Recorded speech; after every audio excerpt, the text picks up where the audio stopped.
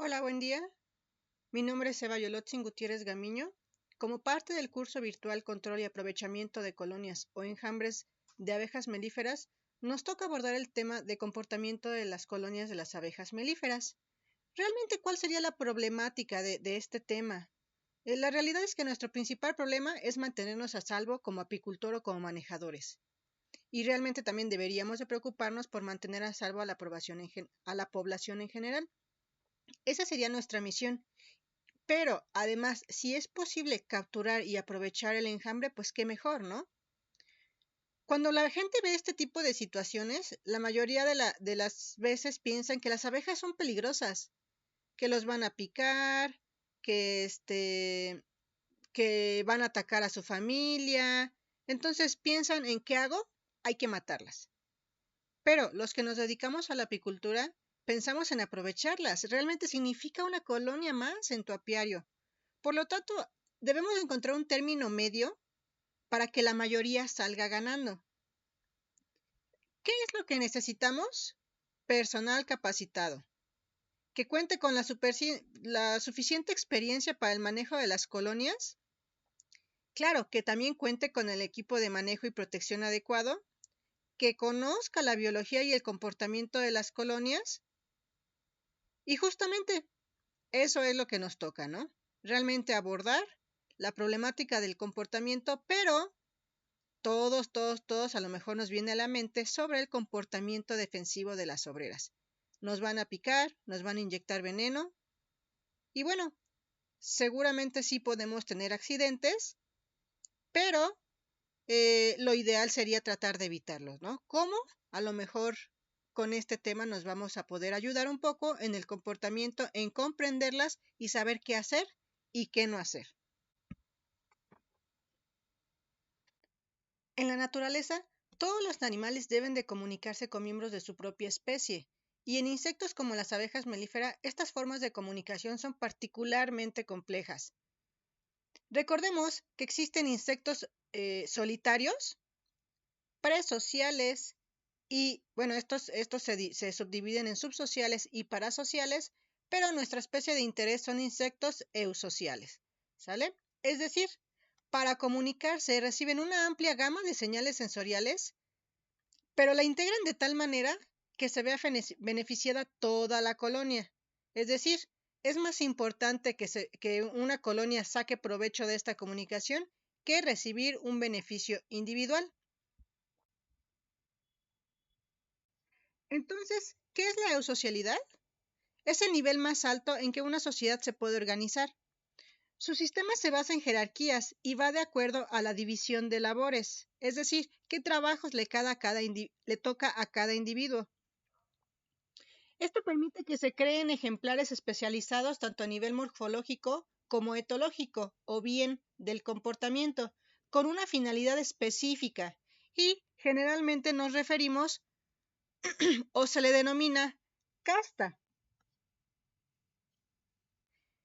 Generalmente una colonia debe de tener muchos individuos, muchos individuos, a eso nos referimos con populosa, y las obreras son las que se encargan de criar a las crías conjuntamente. Otra característica que les confiere la socialidad es el traslape generacional. ¿Qué quiere decir? Que como la reina constantemente va a poner huevos, la producción de obreras no se va a detener, por lo que encontramos obreras recién nacidas conviviendo con las obreras más viejas, y así va a seguir a lo largo de la vida de toda la colonia.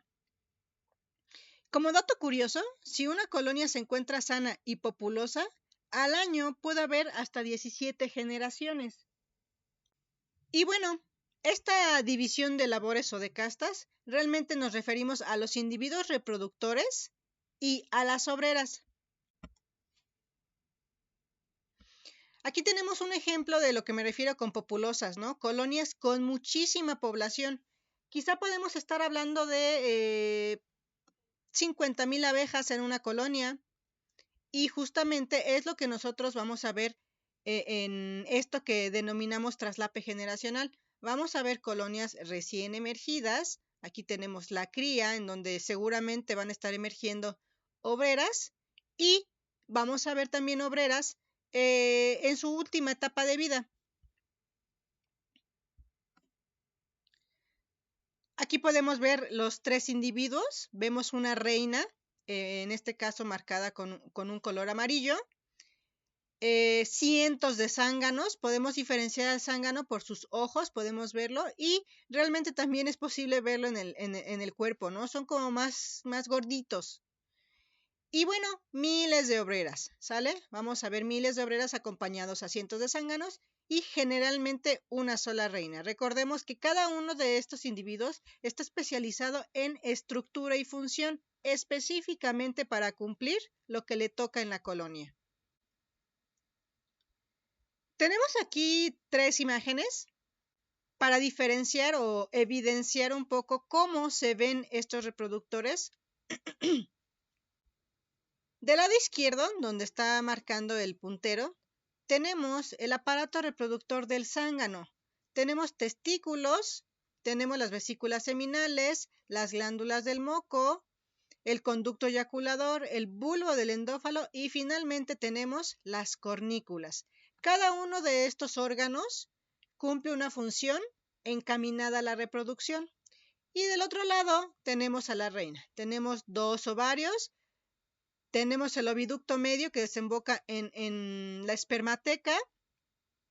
Recordemos que la reina también tiene un aguijón y de igual manera está especializado como el zángano, única y específicamente para producir descendencia.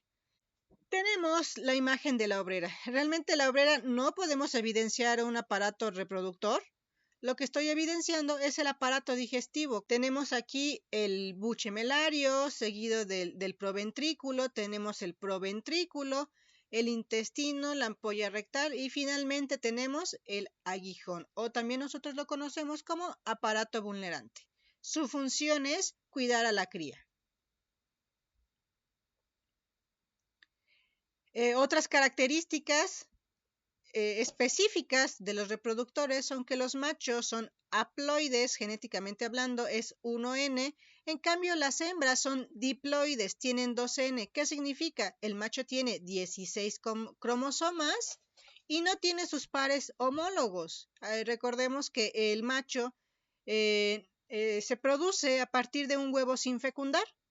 En cambio, las hembras es un huevo fecundado, por lo que tiene sus 16 cromosomas y sus pares homólogos, 32 cromosomas, ¿sale? Y tenemos a las reinas y las obreras. ¿Cómo se diferencian una reina y una obrera? Por la calidad del alimento. La reina durante toda su vida va a ser alimentada por las obreras, específicamente con jalea real. En cambio, las obreras, únicamente los primeros 3 días de larva se les va a alimentar con jalea real y los demás días va a ser con pan de las abejas. Ahora, ¿cómo le hacen estos insectos eusociales especializados para saber qué actividad deben desempeñar?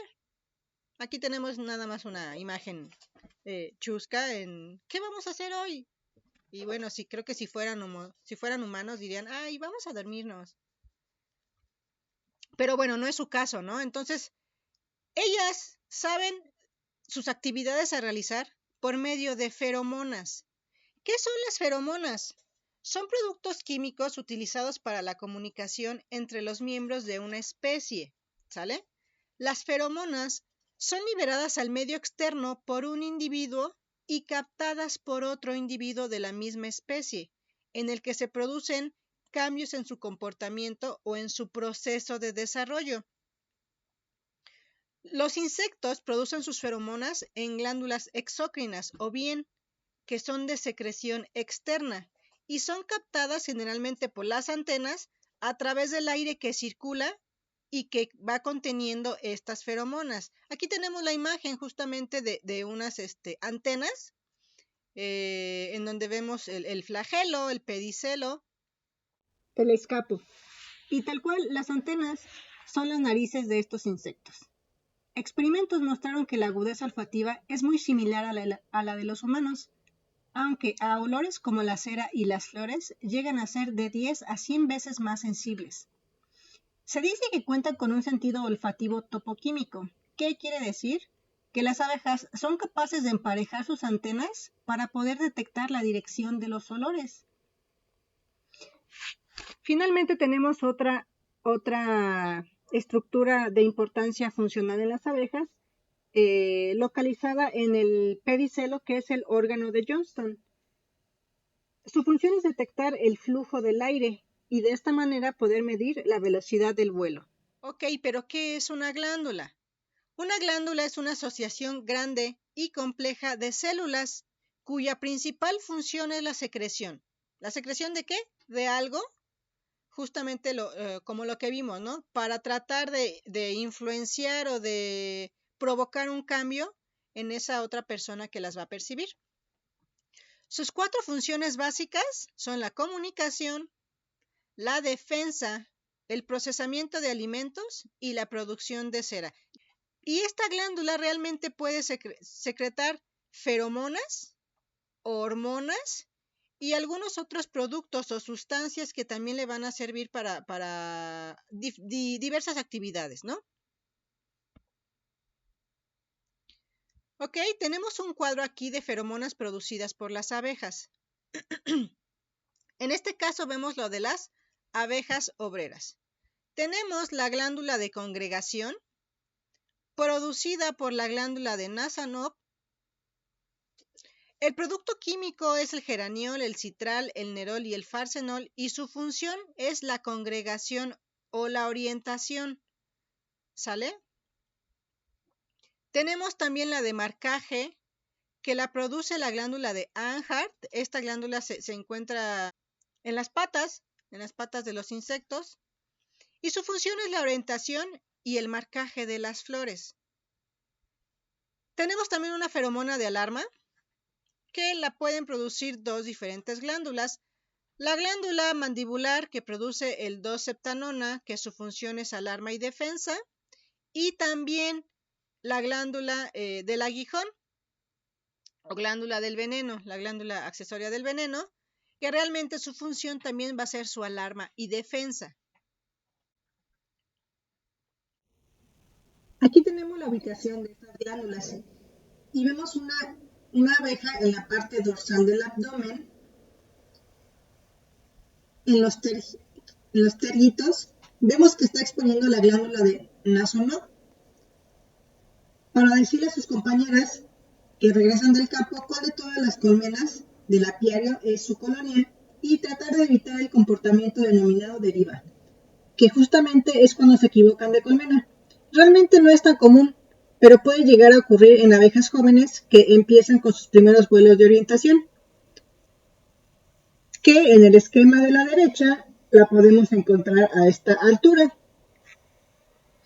Las glándulas de la cera, que son las que encontramos a este nivel, se encuentran de manera ventral entre el 4º al 7º segmento del abdomen, por lo que presenta 4 pares de glándulas. Un dato curioso es que la cera se produce líquida, pero al contacto con el aire endurece, formando placas. Y se sabe que para la producción de la cera está estrechamente relacionada con el metabolismo de la miel, y que para producir 1 kilogramo de cera se necesita consumir alrededor de 8 a 10 kilogramos de miel. De los últimos segmentos abdominales encontramos también a esta altura, la glándula del veneno, encargada tal cual de la producción del veneno. Esta secreción es almacenada por el saco del veneno. En la parte, digamos, craneal, de este lado, tenemos ubicadas las glándulas mandibulares, unidas cada una a su mandíbula. Y en la parte de arriba podemos observar las glándulas salivales, que básicamente nos van a ayudar para el procesamiento de alimentos, ubicada en la parte posterior de la cabeza. Y otra, la que está acá, la tenemos ubicado en la región del tórax. Estas dos se conectan a través de un conducto y desembocan a nivel de la probóscide. Y básicamente su función es digerir parcialmente los alimentos. de este lado encontramos las glándulas hipofaríngeas, que se localizan detrás de lo que podemos llamar la cara y básicamente nos funcionan para la producción de la jalea real. En la parte de las patitas de la abeja, en los últimos segmentos del tarso, encontramos las glándulas de Anhart, que vacían su contenido a través de las almohadillas. En esta foto podemos observar la almohadilla, las uñas aquí están, y en medio esta parte blanca, blanquecina, es la almohadilla, y aquí es donde se libera la secreción de la glándula de Anhart. ¿Cómo funciona? Es básicamente que las abejas, como lo vemos en esta foto, dejan una tipo huella en las flores para tratar de guiar a sus compañeros del nido a un recurso que ya hayan visitado. Feromonas producidas por las abejas reinas, tenemos básicamente la feromona real. La glándula es la mandibular, los químicos son los que vemos aquí, y su función es inhibir la cría de reinas, inhibir el desarrollo ovárico de obreras, atracción de zánganos, reconocimiento de la colonia propio como una colonia, promueve alimentación de crías, estimula el pecoreo por parte de obreras y la estabilización de un enjambre. También tenemos la feromona tergal, o la glándula son las tergales, así se le conocen. El químico es el que tenemos aquí en el cuadro. Y su función es promover la atracción del zángano, inhibe el desarrollo ovárico de las obreras e inhibe la cría de reinas. Quiero también aquí hacer la aclaración de que no son las únicas feromonas producidas por la reina ni tampoco por las obreras, pero realmente quise enfocarme en las que quizá puedan influenciar o nos puedan servir justamente para el tema que estamos abordando ahorita, que es para la captura y aprovechamiento de enjambres. Producidas por zángano es la de marcaje, producida por la glándula mandibular, y su función es orientación y marcaje de zonas de congregación. Y también tenemos feromonas producidas por larvas, como por ejemplo la hormona juvenil. La glándula es la corpora alata y su función es, junto con la ecdisona, induce las mudas de larva a larva y promueve la formación del adulto. Es decir, una larva va a producir la hormona juvenil y su compañera la va a detectar, y así entre ellas se van a inducir la muda.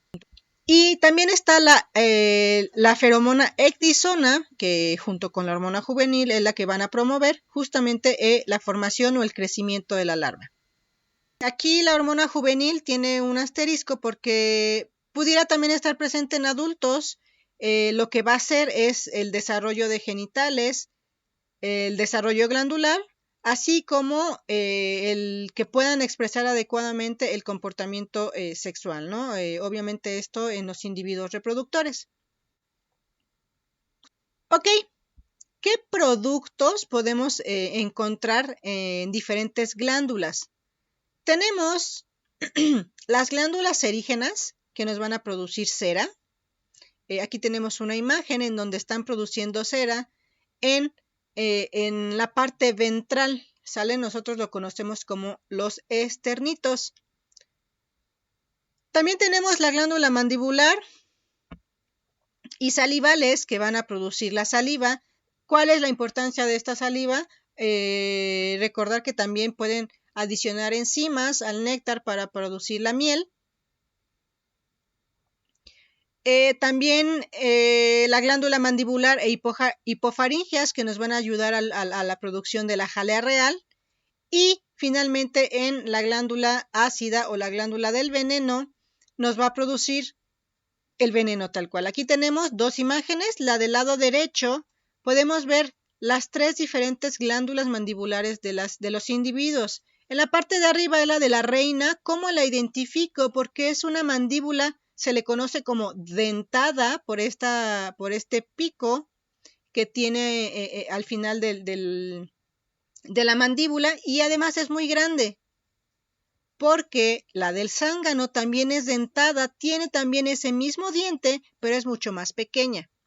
Y la mandíbula de la obrera no tiene ese diente, se le dice que es no dentada, y nada más tiene como una cavidad que le puede servir como si fuera una mano un tanto hecha cucharita, ¿no?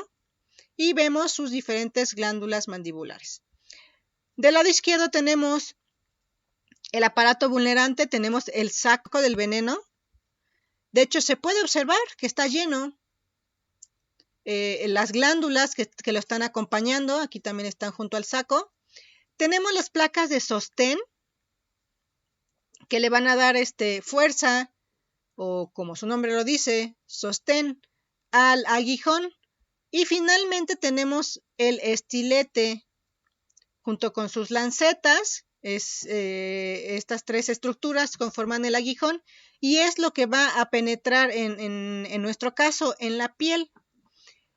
Diferencias, las obreras en su aguijón terminan como si fueran de arpón, lo que hace que se encaje o no se pueda liberar de la piel. Entonces la abeja aguijonea, trata de liberarse o de huir, pero no puede. Su aguijón se queda atorado en la piel y se separa el aparato vulnerante. Hay veces que incluso también se llega a separar el aparato digestivo y justamente por esta razón la abeja obrera muere. A diferencia de la abeja reina tiene un aguijón liso.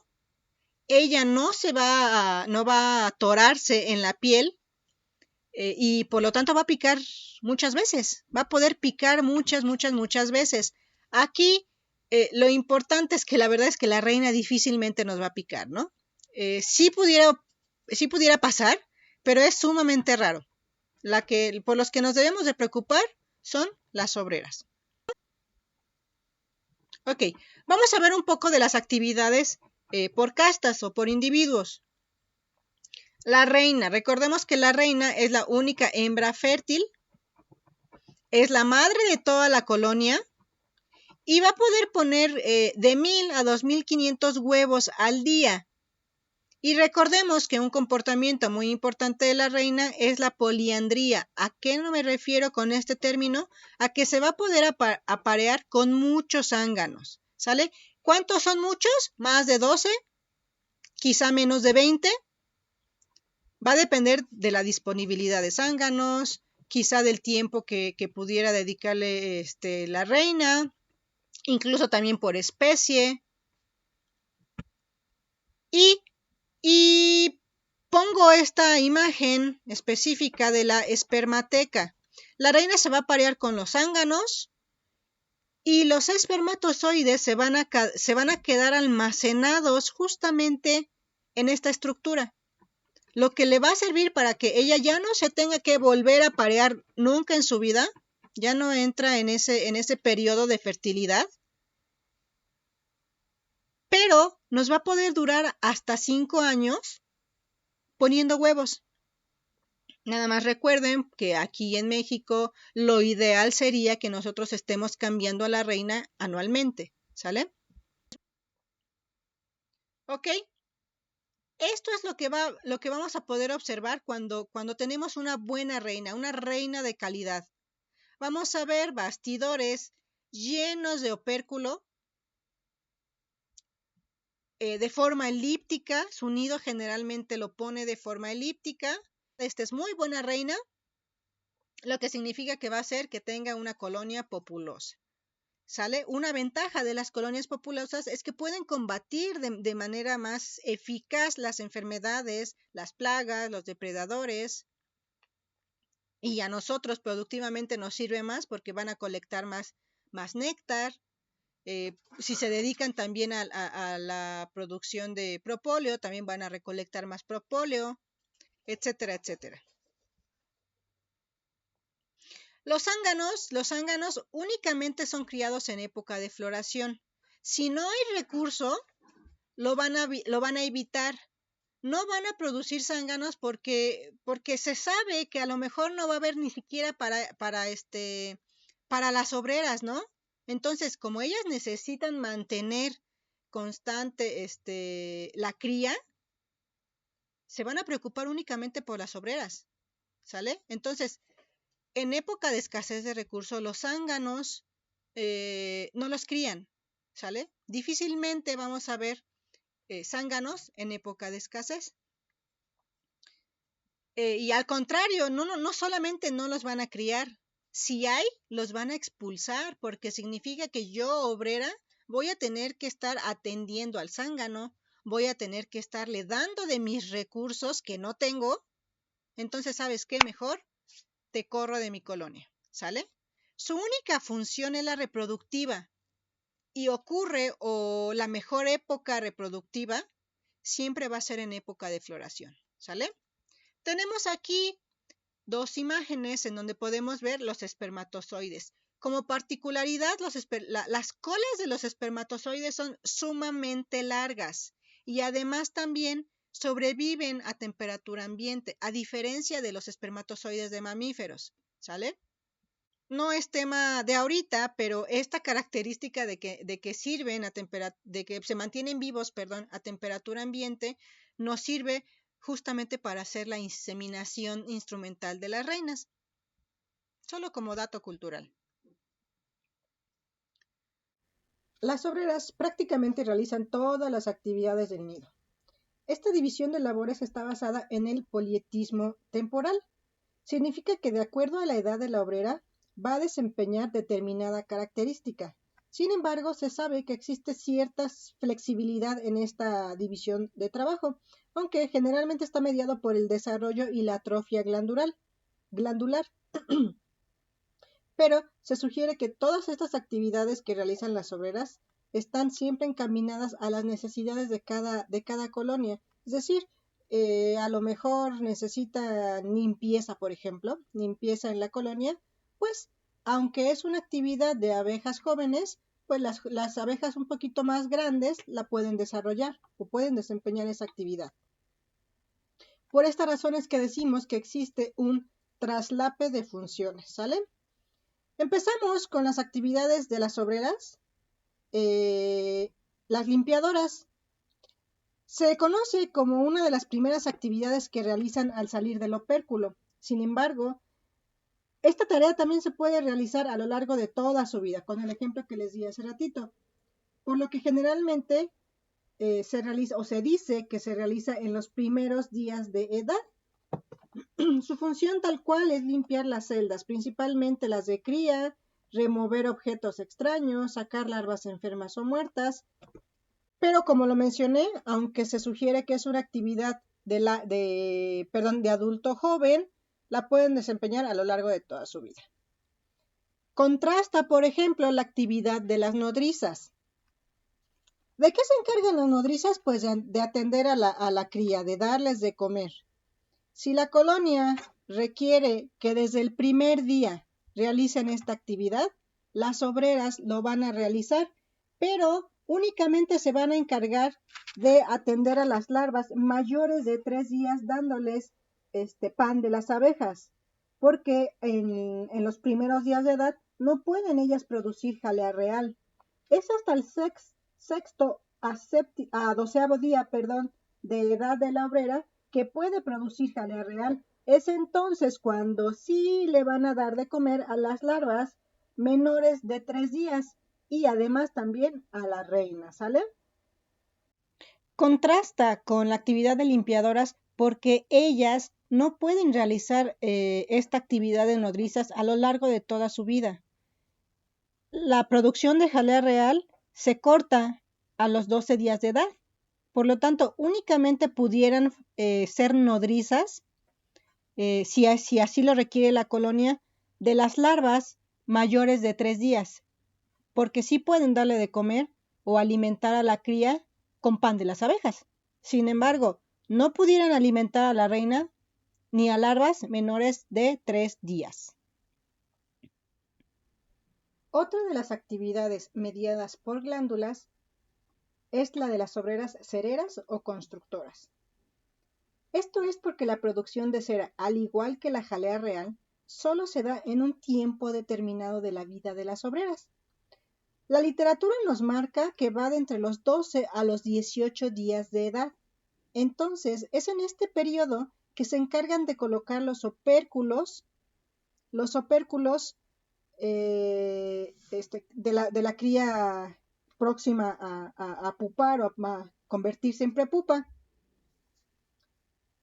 Esta actividad generalmente los hacen las abejas jóvenes.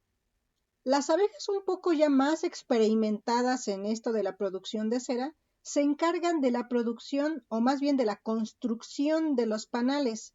Me gustaría hacer un comentario aquí como paréntesis de si tienen la oportunidad ustedes de ver redes sociales, no quisiera decir marcas, hay videos en donde las abejas se toman de las patas y forman cadenitas y de esta manera ellas van produciendo justamente estos hexágonos tan precisos por esas cadenas que forman entrelazando sus patitas. Entonces, ojalá pudieran checarlo, está muy bonito el video. Ahí, si tienen oportunidad, búsquenlo. No, les prometo que no se van a arrepentir. Y además, como vemos en esta imagen de la derecha, nosotros podemos ahorrarles recursos y tiempos a la colonia si las apoyamos en proporcionarle lo que tenemos aquí.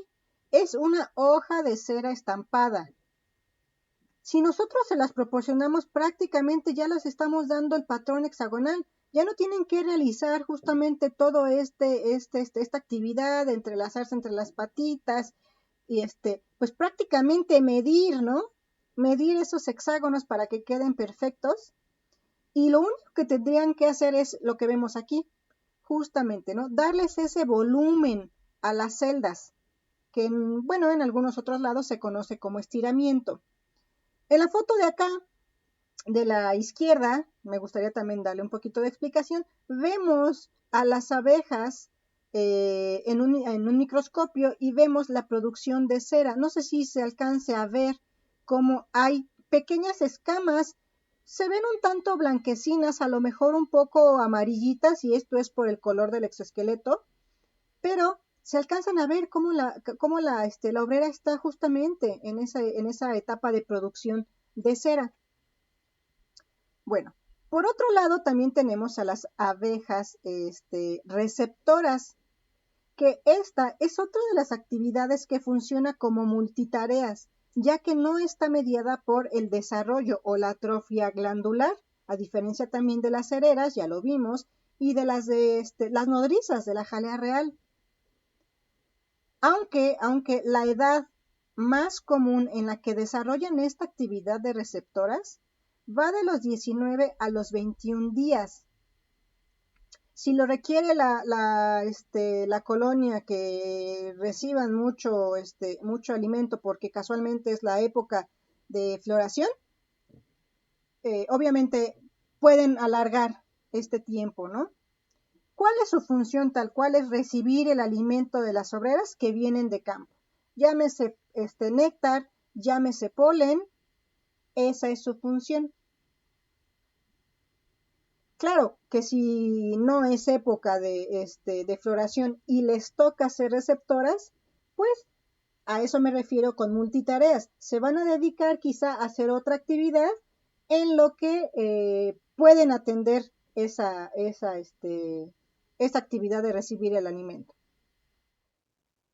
Otra actividad es ser ventiladoras, y es la primera tarea externa que realizan las abejas, ya que se paran en la piquera o en alguna abertura de la colmena y funcionan como un ventilador al abatir sus alas, como se muestra en la foto, ¿no? Lo que van a hacer es sacar el aire caliente del nido de cría con la finalidad de mantener la temperatura ideal. Recordemos que si esta temperatura cambia, más o menos por ahí de 33, 34 sería lo ideal. Si esta temperatura cambia, la cría puede estar susceptible a enfermedades, ya sea mucho calor o mucho frío. Ambos perjudican a las crías. La edad marcada para realizar esta actividad va de los 18 a los 21 días. Cabe recalcar que también la ventilación no solamente va a servir para mantener a la cría a una temperatura ideal, también sirve para deshidratar el néctar y a su vez convertirlo en miel, para disminuir los niveles de humedad y dióxido de carbono que se encuentran dentro de la colonia. Y es muy común este comportamiento de abatir las alas en días muy calurosos o en lugares en donde la temperatura asciende mucho, ¿no? Otra actividad son las guardianas y generalmente realizan esta actividad previo a realizar las actividades de forrajeo. Su actividad es cuidar la entrada de la colonia. Con sus antenas verifican el olor de sus compañeros del nido. Bueno, aunque cabe que hay veces que aunque no son abejas del nido, si traen consigo recursos, las van a dejar entrar. Un detalle importante es que en época de escasez, es decir, cuando no hay recurso en campo, más abejas se van a dedicar a esta actividad y es porque es una temporada en donde quedan más susceptibles a robo o bien a lo que nosotros podemos llamar como pillaje. Realmente esta actividad es la que nos compete más a nosotros en este curso de captura de enjambres, porque realmente se tiene la idea de que las abejas son agresivas, cuando realmente no es una agresividad, simplemente reaccionan a estímulos recibidos y defienden a su colonia, y porque la verdad es que tienen mucho que defender. Para muchas plagas y depredadores, la cría es una fuente muy rica de alimento. Bueno, y no se diga de la miel, el néctar y el polen. Y la verdad es que las abejas a nosotros, los humanos, nos ven tal cual como depredadores, y unos muy malos, por cierto, porque les robamos un buen de recursos. ¿Y qué es entonces lo que pasa? ¿Cómo funciona esto de ser guardián de la colonia? Las abejas reconocen un depredador, llámese humano, llámese plaga, ¿no? Las abejas guardianas alertan a las demás compañeros o compañeras y liberan feromonas. Puede ser la feromona mandibular o las feromonas del aguijón. Estos compañeros que reciben el mensaje buscarán atacar al depredador y más aún van a ser estimulados por olores extraños o movimientos bruscos, contrastes de color, vibraciones y generalmente su primera opción no es picar o bien aguijonear. Su primera opción es tratar de alejar al enemigo. ¿Y por qué? Porque pues si nos aguijonean se van a morir. Entonces, primero como que tratan de amenazar a ese depredador, ¿no? ¿Cómo lo van a hacer? Con posturas rígidas, o posturas amenazantes, bueno, para ellas amenazantes, ¿no? Zumbidos, corretear es muy común en donde nosotros estamos caminando y nos persiguen las abejas. Ese es uno de los comportamientos en donde nos tratan de decir, híjole, espérate, porque no te quiero aguijonear. Pero cuando no hay respuesta, pues entonces tienen que aguijonear. Y entonces, ¿qué debemos hacer nosotros para que esto no suceda? O suceda más bien, evitar conductas amenazantes. No usar perfumes, utilizar poco desodorante, es decir, tratar de evitar los olores fuertes. No asustarse porque, pues recordemos que también al asustarnos podemos desprender determinados feromonas y pues las abejas son muy, muy, muy, muy susceptibles a detectar este tipo de olores, ¿no? No hacer movimientos bruscos, por supuesto, evitar matar a las abejas y, muy importante, el uso adecuado del ahumador. Recordemos, el olor justamente del humo nos puede ayudar a ocultar o, bueno, más bien enmascarar las feromonas que justamente que ellas están liberando aquí, la feromona de alarma. Y ya, bueno, también podemos tener otra actividad que son las orientadoras, que básicamente su labor es, como su nombre lo dice, ayudar a las abejas que se encuentran en campo a regresar a su colmena. Esto por medio, ya lo vimos hace un rato, gracias a su glándula de Nasono, que va a liberar la feromona de congregación. Y bueno, la tarea final realizada por las obreras antes de su muerte es el forrajeo o pecoreo.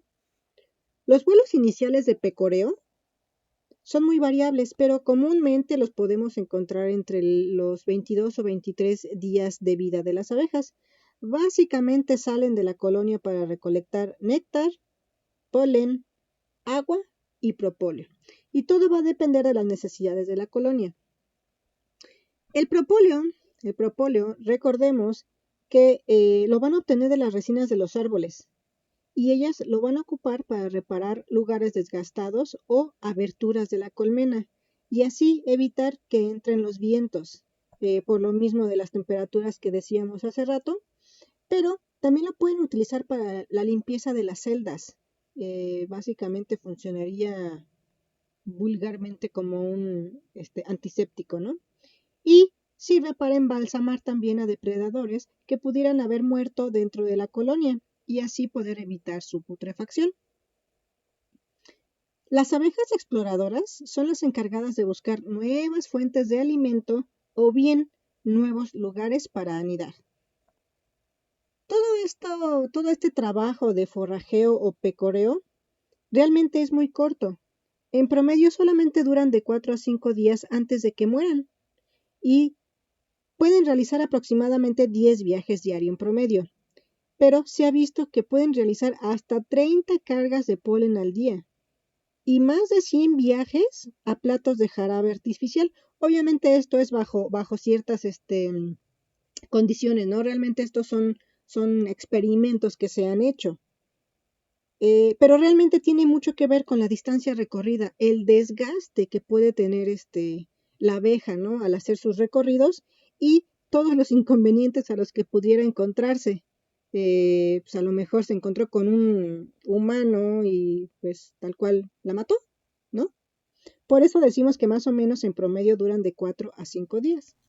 Aquí les pongo las actividades de las obreras de las que hemos estado hablando. Básicamente es como un resumen de las actividades: limpiadoras, nodrizas, cereras, receptoras, ventiladoras, guardianas, orientadoras, propolizadoras, exploradoras y pecoreadoras.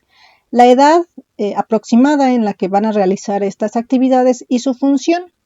Y solo recordarles que podemos a lo mejor observar que una abeja obrera realiza una sola actividad durante la mayor parte de su vida, pero no es común. Como lo he estado mencionando, lo común es que sean multitareas y esto va de acuerdo a las necesidades de la colonia. Por ejemplo, recuerdo haber escuchado una plática muy buena, por cierto, donde se menciona que esta división de labores no solamente está dado por el desarrollo o atrofia glandular, pudiera también estar dado o modulado genéticamente. Tanto así que se pudiera decir, así como a grosso modo, que es como si prendieran un interruptor. Por ejemplo, ¿no? Las abejas cereras, si lo requieren, pueden alargar su tiempo de producción de cera. Es decir, si la colonia necesita aumentar sus panales, no solamente se van a producir cera hasta los 21 días, sino pueden alargarse esa producción. Incluso se llega a decir que pudieran regenerar la producción glandular. ¿Para qué? Pues para poder cumplir con esa necesidad de la colonia. Pero bueno, realmente no es el tema que corresponde ahorita, ¿verdad? Y bueno, también quisiera mencionar lo que a lo mejor alguno por ahí pueda preguntarse. Bueno, ¿y las abejas descansan? Un tanto para recordar la diapositiva, ¿no? En donde se preguntaba, ¿y si nos dormimos un rato? Pues la respuesta es sí. Observaciones muestran cómo una tercera parte del tiempo de una obrera lo dedica a descansar o tal cual a pasearse por el panal. A lo mejor está custodiando, ¿no? A lo mejor está verificando a ver que no haya intrusos, que no haya plagas, que no haya depredadores, pero al menos una tercera parte de su vida se va a dedicar a estas actividades. Pasearse y descansar. Y todo lo demás, pues ya, se van a súper dedicar a realizar sus actividades, ¿no? Pero bueno, la respuesta es sí, aunque son súper trabajadoras las abejas, también necesitan darse un descanso.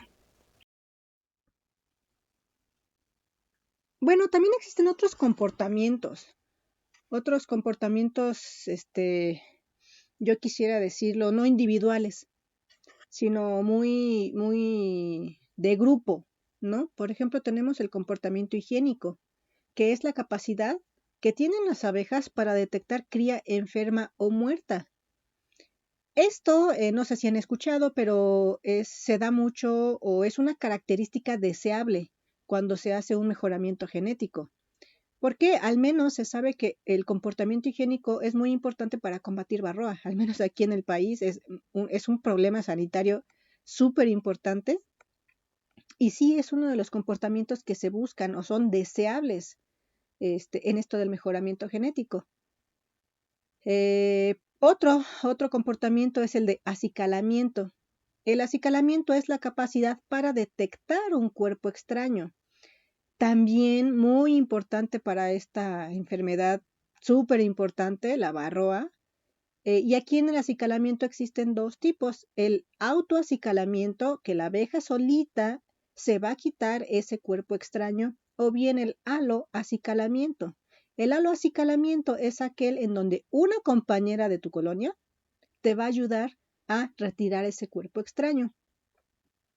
Y finalmente el comportamiento defensivo, uno de los más importantes que nosotros debemos de tocar para este tema, ¿no? Defienden el nido, defienden sus reservas y esto, como ya lo comentamos, estimulado por olores, por vibraciones, por texturas, por colores, etcétera, ¿no?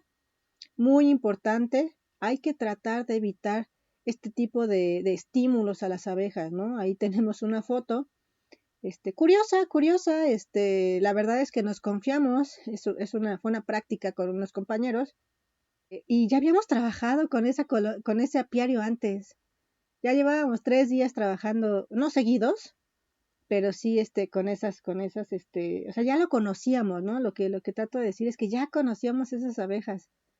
La verdad es que eran muy dóciles, y no sé, a lo mejor ese día estaban de malas, o ese día, íbamos tan confiados que empezamos a hacer mucho ruido, no lo sé, no, realmente pudieron haber pasado tantas cosas que se nos salió de control. Vean la cantidad de abejas que se ven ahí volando, que se ven ahí en el equipo de protección, y pues eso es lo que debemos de tratar de evitar, ¿no? Que las abejas se nos salgan de control. Y bueno, realmente con esto termino mi presentación acerca del comportamiento de las abejas, eh, pero igual también me gustaría terminar diciendo de que no solamente existen estos comportamientos, ¿no? Recordemos que también existen las danzas, muy importantes para la comunicación de las abejas, la trofolaxia, también sumamente importante, nada más que quise enfocarme un poco más en aquellos comportamientos que a lo mejor nos competen en esto de la captura y aprovechamiento de enjambres, ¿no?